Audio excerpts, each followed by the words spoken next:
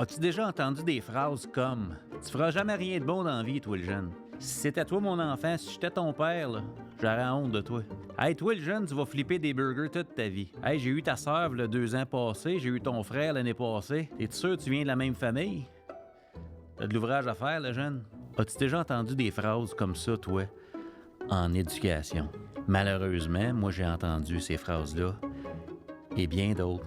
Comme par exemple, moi je suis trop un bon prof, je peux pas enseigner à des élèves à besoins particuliers parce que moi je suis trop bon. Je peux pas enseigner à ces élèves-là. C'est horrible que ça existe. C'est la nature humaine dans toute sa splendeur. Je choisis de penser qu'il n'y a pas de mauvaise intention derrière ça, mais l'antidote au statu quo, c'est la conscience. Puis j'ai le goût de nommer des choses aujourd'hui. On va brasser des idées importantes pour peut-être arrêter de faire ce qui ne marche pas en éducation. Parce qu'après tout, les parents nous envoient leurs meilleurs enfants. On commence ça dès maintenant. Le leadership, c'est l'impact positif que nous avons sur notre devenir et sur le devenir des personnes autour de nous. Pour être un agent de changement, il faut être un agent en changement. Le système d'éducation, c'est du monde. Et tout le monde est un leader. Bienvenue à Tout le monde est un leader, un podcast pour transformer l'éducation et pourquoi pas toute la société au grand complet.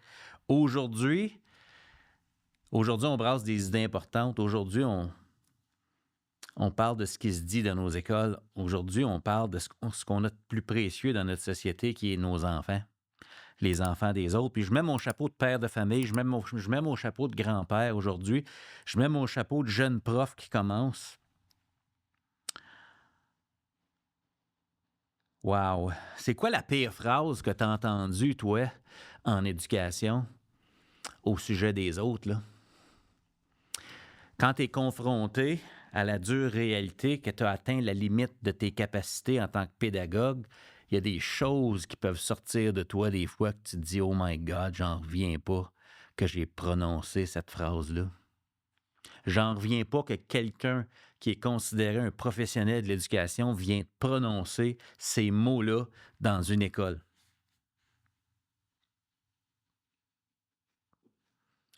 Quand je suis devenu enseignant, je jouais au hockey dans des ligues de garage. Puis, je savais pas, moi, l'impact qu'on a en éducation sur les autres. Moi, j'ai pas vraiment subi des paroles comme celle-là quand j'étais à l'école, tu sais. Pas de mes profs, en tout cas. J'ai entendu des choses des enfants, mais pas de mes profs. Puis, quand je suis devenu enseignant, je me souviens, là, j'étais dans une salle d'essayage, un vestiaire. J'étais en train de mettre mon équipement de hockey un soir, puis on se présente. Tu sais, des fois, on se connaît pas tous les gars, mais on va jouer au hockey ensemble toute l'année. Puis quand je disais à ce moment-là que j'étais un jeune prof, j'ai vu, puis j'ai pris conscience quand j'ai dit ça, jeune prof, que de la puissance qu'on a comme système d'éducation. Je m'explique. Quand je disais « Hey, moi, je viens de devenir enseignant de français à l'école secondaire de Hawkesbury », il y a des gars dans la chambre de hockey, leur regard devenait comme chevreuil un peu. Puis tu voyais qu'ils retournaient dans le passé. Quand ils étaient élèves, c'était des hommes qui avaient maintenant leur entreprise ou qui gagnaient très bien leur vie, là. Puis il y en a qui me disaient « Hey, moi, là, non, moi, je n'étais pas bon à l'école. Ah non, ah non. » Puis là, ils se mettaient à nommer des profs qui avaient eu, puis qui avaient eu un impact par leurs paroles. Puis tu voyais qu'ils portaient encore la charge émotive de s'être fait dit qu'il ne ferait jamais rien de bon dans la vie. Puis là, ils revenaient à eux autres, pertarés, puis il y avait une petite joke pour casser l'atmosphère, pour dire, OK, on revient, là, on n'est plus au secondaire, fait qu'on est correct, tu sais. Mais des gars, des pères de famille, là, qui gagnaient très bien leur vie, puis que tu le voyais qu'ils avaient encore la conviction qu'ils étaient moins bons que les autres, parce qu'à l'école, ils s'étaient fait dire des choses, puis ils traînaient ça avec eux autres. La puissance des paroles. Fait que quand j'ai constaté ça, ça m'avait marqué. Je me suis dit, oh my God, OK. Moi, j'entre dans ce monde-là de l'éducation et ce que je vais dire à mes élèves, c'est comme important. Je peux avoir un impact vraiment négatif, majeur, si je me laisse emporter, si je m'emporte par mon incapacité d'aider certains enfants. Fait que ça m'avait comme frappé. Puis j'ai pas toujours été capable de rester positif avec mes élèves, là. Loin de moi l'idée que j'ai été parfait, là. On s'entend-tu, là? Comme j'en ai dit des affaires que je me dis, waouh, comment ça fait j'ai dit ça? Tu sais? Faites ce que vous voulez, là. Moi, ça change rien, moi. Ils vont me payer pareil jeudi, là. J'ai dit ça à des jeunes, là. Tu sais? Fait que on n'est pas toujours fiers de ce qui sort de nous. Puis ce qui est important, c'est de se rendre à l'étape de se dire, ben c'est qui? C'est qui le professionnel? C'est qui l'adulte? Parce que des fois, tu as le goût d'arriver chez vous, tu regrettes, mais des fois, tu as comme le goût de justifier ben, qu'il méritait que tu dises ça, tu sais. Comme si tu avais besoin d'avoir raison que le jeune avec toi, il apprend pas. Fait que ça peut pas être toi, tu sais.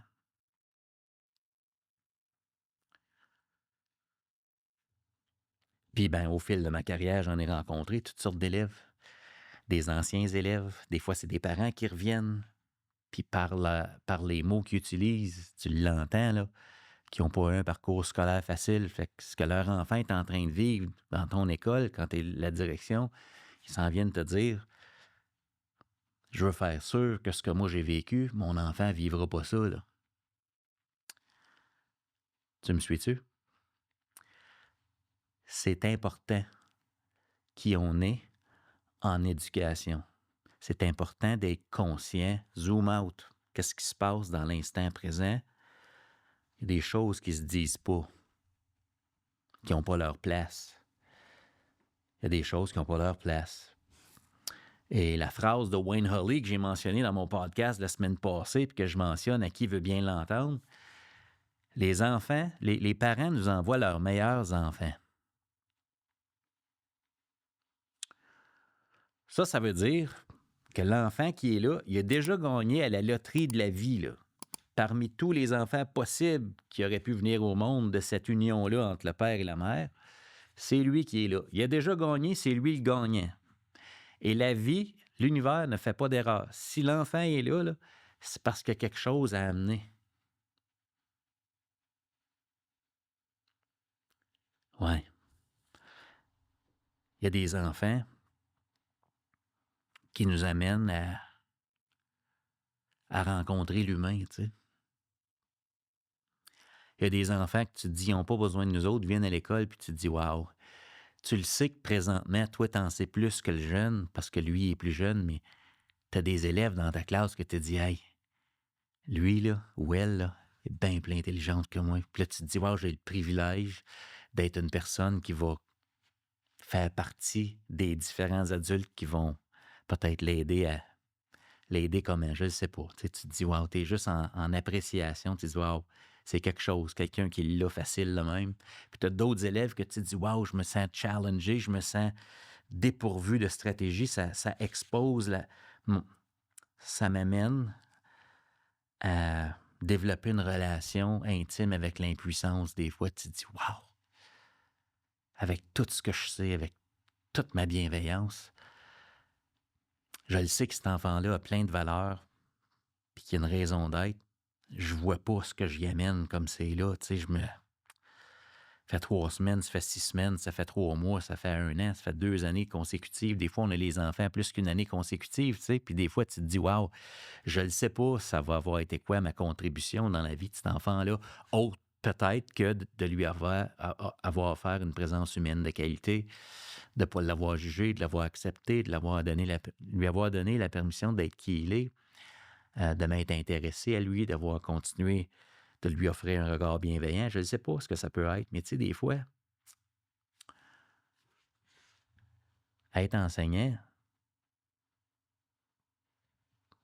des fois, t'es confronté à tes propres limites, là. Pas facile de persévérer dans ce temps-là, tu sais. Mais tu peux pas te rendre jusqu'à dire que le problème, c'est l'enfant, tu sais. Y a-t-il des enfants qui ont des besoins spécifiques? Absolument. Réels? Absolument. Absolument. Ils sont pas moins importants. C'est pas parce que moi, présentement, j'en sais plus qu'un enfant que l'enfant est moins que moi. C'est un être humain à part entière. C'est un futur adulte. C'est une personne en devenir. On a la même valeur dans la société, les deux, là. C'est pas parce que j'en sais plus dans une matière spécifique que moi, je suis plus important, là. Ça peut pas être ça, là, le mindset, là. Si c'est ça, il y a de l'insécurité, là. On s'entend, là. J'ai besoin de me regarder, là. Ouais. Fait que c'est quoi mon point avec tout ça? Où est-ce que je veux en venir? Ben, je te raconte une petite histoire que j'ai vécue avec mon beau-père qui nous a quittés l'été dernier.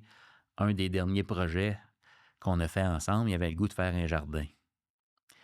Fait que plutôt que de creuser dans la terre, il avait trouvé des bacs de bois, des genres de bacs de, je sais pas moi, 2 par 4 ou 3 par 4, des bacs sur pied qu'on remplissait de terre. On en avait acheté 4-5, puis on a semé, on a mis de la terre là-dedans, toutes sortes de choses. On a mis nos semences, commencé à arroser ça. Puis ça n'a pas pris de temps pour qu'on constate que la récolte ne serait pas féroce, tu sais. Les concombres étaient pâles, ça poussait pas, c'était pas fructueux notre affaire. Peut-être qu'il aurait fallu mettre des trous en dessous pour drainer l'eau. À ce jour, je suis pas trop certain ce qui a pas fonctionné, mais jamais, jamais, jamais ça nous est passé par l'esprit que on n'avait pas des bonnes semences. Jamais on s'est dit, mon beau-père et moi, ouais, on n'a pas pogné une bonne batch de semences. Tu sais. C'était pas les bonnes semences de concombre. Jamais on s'est dit ça. Quand tu crées un jardin, tu t'attends à ce qu'il soit fertile, ce qu'il soit généreux. Tu te dis, wow, j'ai hâte de goûter à mes bons légumes du jardin. Tu sais, tu te poses pas la question. Mais quand c'est pas le cas, il y a juste 2 questions que tu as besoin de te poser. Tu sais. Tu as besoin de regarder le climat, puis tu as besoin de regarder le jardinier. Jamais on blâme les semences, sauf en éducation. D'où ma phrase qui vient de Wayne Holly. Les parents nous envoient leurs meilleurs enfants. Et dans certains milieux, comment on parle des enfants, comment on parle des groupes d'élèves qu'on nous assigne, ça en dit gros sur notre mindset puis sur comment on se voit par rapport à l'enfant. La culture de l'école, ça commence par comment on pense puis on parle des enfants des autres. Professionnel, les amis. Tu parles comme ça des enfants des autres. On va leur demander de persévérer. Là. C'est la semaine de la persévérance scolaire au moment où j'enregistre ça ici. Là. Persévère. OK? Ça fait mal recevoir des paroles cinglantes. Ça fait mal de les dire. Je veux aussi reconnaître que ça fait mal de voir que tes efforts comme pédagogue ne donnent pas fruit. Des fois, tu te dis « Wow, j'ai fait tout ça, puis on n'a pas mangé de pain sandwich aux tomates. » tu sais.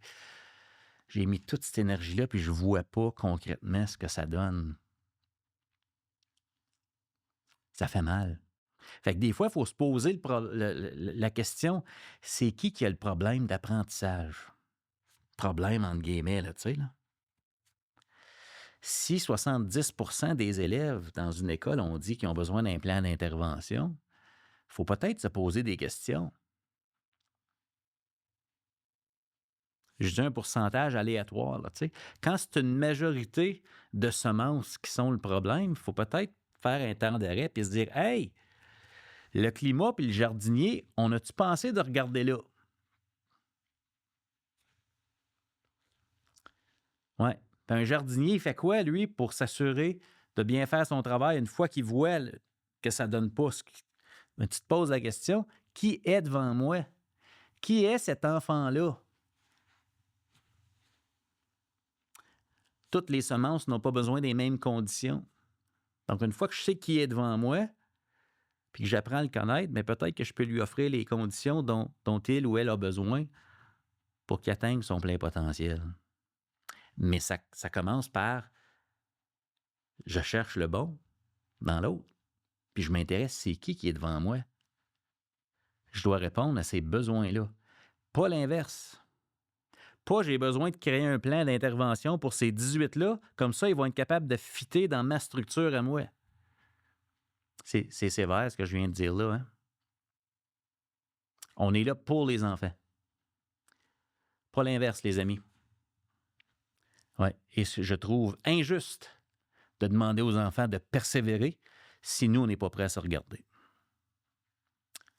Un professionnel, qu'est-ce que ça fait? Ça fait exprès pour que les enfants apprennent. Ça, c'est être professionnel.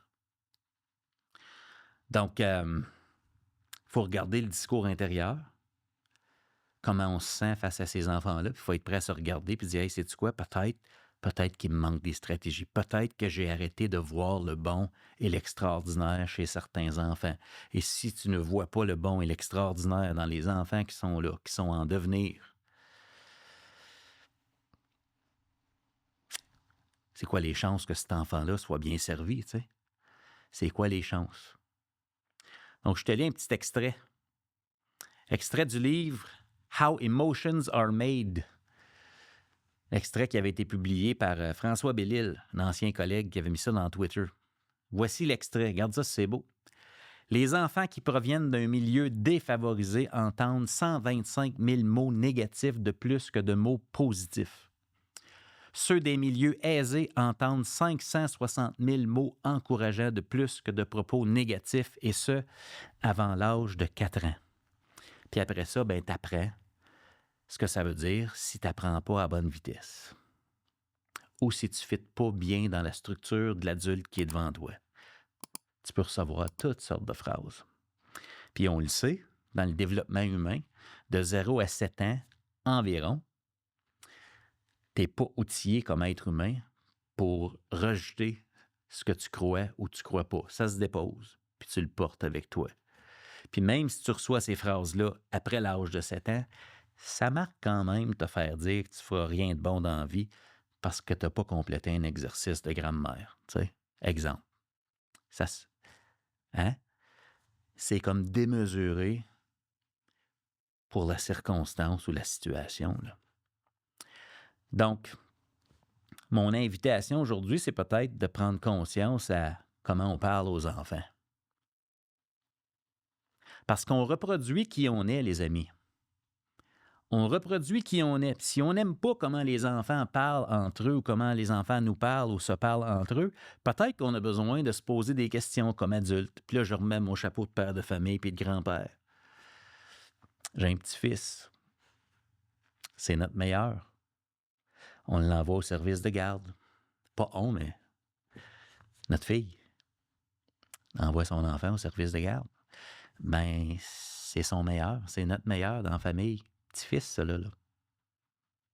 Puis il va apprendre à devenir un humain, comme les autres. Ouais. Puis là, mais ce qu'on espère, comme n'importe quelle famille, c'est on se demande si les autres adultes dans sa vie vont le trouver aussi beau que nous autres. Même quand il ne fait pas ce qu'il est censé. Même quand... On s'entend? On s'entend. 2 ans et demi, là. Ouais. Donc, c'est quoi la responsabilité? Tout le monde est un leader, c'est quoi? C'est tout le monde est capable et responsable d'agir dans ses réalités. Puis moi, mon invitation à n'importe qui, y compris les enfants, c'est qu'on est responsable de nos pensées, on est responsable de nos émotions, on est responsable de nos paroles et de nos actions. Oui. Ouais.